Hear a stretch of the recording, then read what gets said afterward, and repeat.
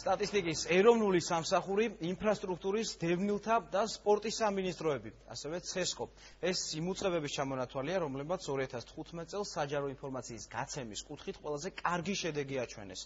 ინფორმაციის თავისუფლების განვითარების ინსტიტუტმა გამოაქვეყნა ანგარიში დღეს. დოკუმენტის მიხედვით საჯარო ინფორმაციის მიღების თვალსაზრისით გარემო 2010 წლის შემდეგ საგრძნობლადაა გაუმჯობესებული. თუმცა ისევ არსებობს პრობლემები.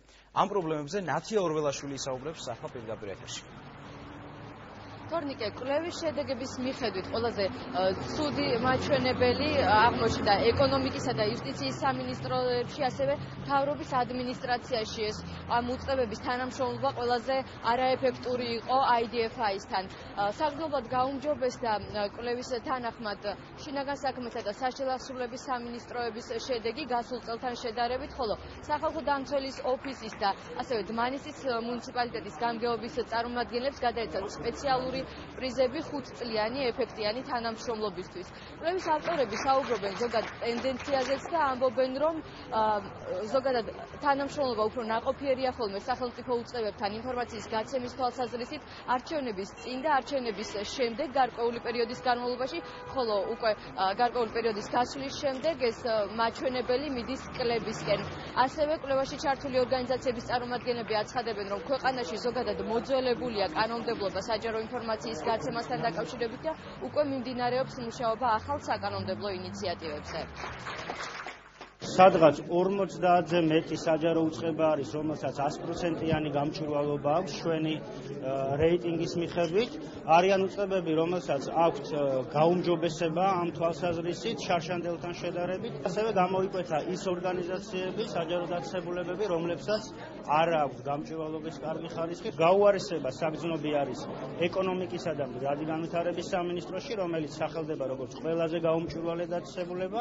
გაუარესება არის სამწუხაროდ იუსტიციის სამინისტროში და გაუარესება არის მთავრობის ადმინისტრაციიდან, რომელიც ჩვენ დავაჯილდოვეთ როგორც ყველაზე გაუმჯობესებელი მაჩვენებელი შარშან და წელს სამწუხაროდ პრობლემები არის ამ თვალსაზრისით მთავრობის ადმინისტრაციაში. ახალი კანონპროექტი პრინციპულად მაღლა წერს სტანდარტებს. ერთი მხრივ პროაქტიულობას ინფორმაციის მიწოდებისა, საზოგადოებისადმი მთავრობის მხრიდან და მეორე მხრივ პასუხისმგებლობას.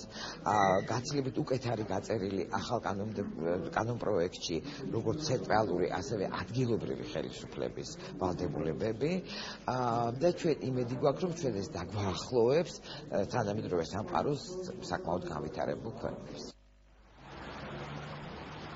ანგარიშის პრეზენტაციას დღეს არ დასწრებიან იმ უწყებების წარმომადგენლები, რომლებმაც გასულ 2015 წელს ცუდი შედეგები აჩვენეს, ხოლო ისინი, ვინც ნაყოფიერი თანამშრომლობისთვის IDFI-სგან და ღია საზოგადოება საქართველოსგან სიგელები დაიმსახურეს, ამბობენ, რომ ამ ტემპს მომავალ წელსაც შეინარჩუნებენ. ჩვენ არამატო IDFI-სთან მუშაობისას გავცემთ საჯარო ინფორმაციას ამ ფორმით, არამედ ნებისმიერი მოქალაქისთვის ჩვენთან საჯარო ინფორმაცია არის ხელმისაწვდომი და ყოველთვის მათ მიეწოდებათ ვადაში. ძალიან ვიხარია, რომ მივიღეთ ესეთი ჯილდო, ვინაიდან ეს კიდევ უფრო მეტ სტიმულს მოგცემს ჩვენ და ჩვენ თანამშრომლებს ზოგადად, რომ კიდევ უფრო გაუმჯობესონ ამ კუთხით მუშაობა. რეალურად ვაჩვენებთ 100%-იანი შედეგი, რამდენჯერაც მოგთხოვა IDFI ინფორმაცია, იმდენჯერ მიიღო დათქმული ვადაში და სრულად ეს ინფორმაცია. ჩვენ მეორე წელია უკვე ამ ჯილდოს ვიღებთ და სულ 2 წლის ვართ, ასე რომ მოხარული ვართ, რომ დავამკვიდრეთ პერსონალურ მონაცემთა დაცვის ინსპექტორის აპარატშიც ინფორმაციის თავისუფლების მოთხოვნების დაკმაყოფილების მაღალი სტანდარტი და მე მგონი ეს ადასტურებს იმას, რომ შესაძლებელია სწორი ბალანსის დაცვა, ერთის მხრივ პერსონალური მონაცემების დაცვასა და მეორეს მხრივ საჯარო ინფორმაციის ხელმისაწვდომობას შორის. ის შეფასებები, რომელიც კეთდება არასამთავრობო სექტორისგან, არის ძალიან მნიშვნელოვანი. ჩვენ სამსახურსაც შეეხება საჯაროობა, ჩვენ გვიწერია კანონშიც, რომ ვალდებულება არის, რომ ყველა საჯარო უწყება იყოს საჯარო და გამჭვირვალე ჩვენი მოქალაქეებისათვის. შესაბამისად, IDFI-ის მიერ ჩვენი შეფასება არის მკვეთრად დადებითი. IDFI-ის კვლევა მოიცავდა 2010-დან 2015 წლამდე პერიოდს და ინფორმაციის თავისუფლების განვითარების ინსტიტუტი ამ ტიპის კვლევას უკვე მესამედ აქვეყნებს. მადლობა ნათიას. ნათია ორველაშვილი გვერდებოდა პირდაპირ ეთერში კვლევის შედეგებით.